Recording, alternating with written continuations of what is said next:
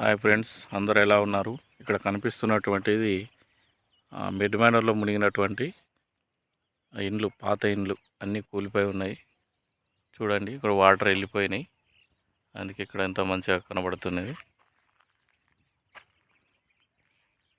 చూడండి,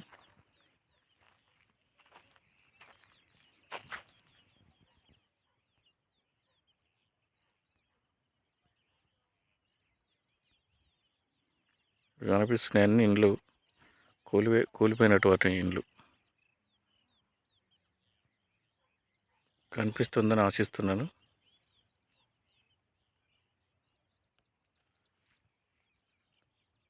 ఇవన్నీ కూలిపోయినా కానీ మాకైతే అమౌంట్ రాలేదు ఫ్రెండ్స్.